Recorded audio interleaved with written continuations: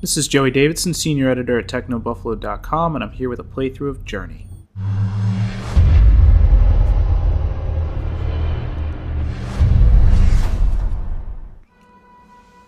So Journey is a unique game. It's from that game company. They're the same folks that brought the PlayStation Network, Flower, and Flow. Their games in general are unique. They kind of challenge what's consistently thought as gaming or experience. So this title checks in at around 2 to 3 hours. I played through it once, and that's what's going to allow me to do what I do halfway through this playthrough here. And you'll see what I'm talking about when I get there. But I'm going to do this playthrough a little bit differently. I'm not going to narrate the entire time or talk to you guys about the game, because the game it speaks for itself. I actually really wound up liking this game a lot, probably a lot more than I even thought I was. Essentially, and as you're seeing unfold on the screen here, you're dropped in a desert, and you're presented with a destination. That's a mountain distance. And that's it. You're just told to go.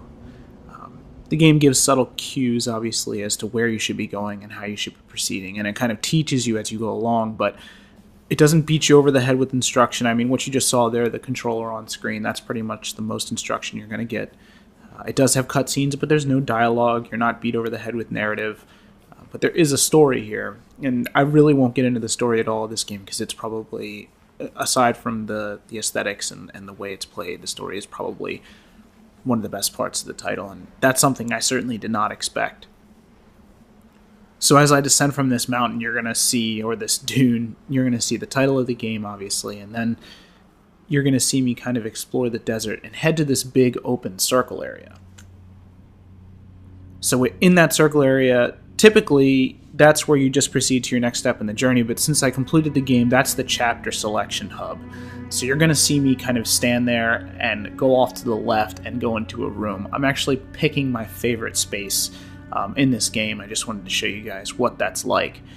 And when you actually get to that level, that area that I'm going to take us to, something special is going to happen.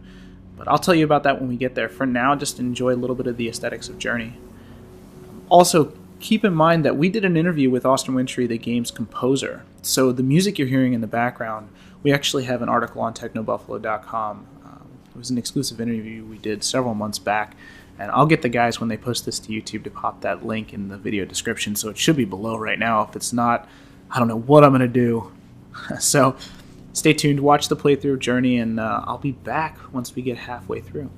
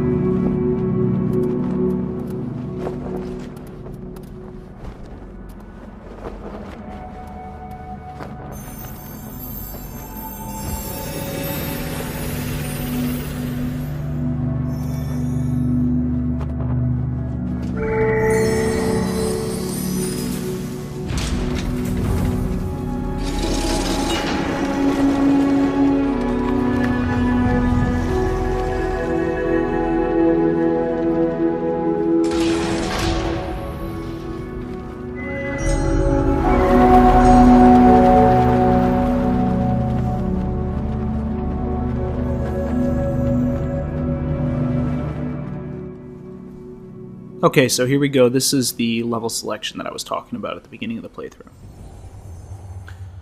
So, and again, this is probably one of my favorite parts of the entire game. It's absolutely gorgeous, and towards the end especially, which I probably won't be talking over that portion, but you'll know what I mean when you see it. But this is the special thing that I was talking about, and we're about to get to it. But in Journey, the multiplayer is handled probably unlike any other game I've ever played. There is a multiplayer component. You can play with 2 players at once, but you'll never know the other person's username, and you won't be able to speak with them through a microphone. It sounds weird, I guess, and if you're used to communicating in those traditional ways, obviously, as we all are, it might seem almost like a turnoff at first, but it's totally not. The way that the game is played, it actually works. And we don't see the other player yet. When I go through a big jump, you'll see him. Not this big jump, a different big jump. But the way that we communicate once we realize that we're together in a space is really unique. We'll wind up seeing each other and then using that pulse. You get that pulse by hitting the circle button. When we see each other, we'll start to work together and kind of move together in the same space, and it's really unique. I've never actually had anything quite like it, and this is actually the first time that I ever bumped into someone was when I was recording this playthrough. Not very many people have the game right now, I guess. PlayStation Plus subscribers, and those with the review copy. When I was reviewing it, I didn't really see anyone at all. It was pretty disappointing, but you see him down there, you see the shimmering scarf, and you'll see him start to pulse. You see those pulses? That's him. Once he sees me and once we realize, and I assume it's a he, maybe it's a she, I don't know. Once we realize who's who, we'll start to play together. So you'll see how it works. I'm going to leave it at that. I'm also going to leave this playthrough there. I'm just going to kind of, like I said, let the game speak for itself. It should wrap up after we drop into a dark room, so don't be caught off guard by the end when it comes. This is Journey for the PlayStation 3.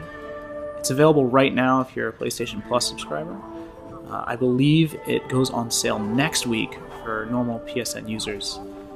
It should be $15. It's, again, 2-3 hours. That may sound weird, but it's not. I've been able to play through this thing multiple times. Even after recording this gameplay footage, I managed to play through it again with the guy that you see me rolling with right now. It's enjoyable and it's well worth the money. So check out Journey if you guys have a chance, and I hope you enjoyed this playthrough.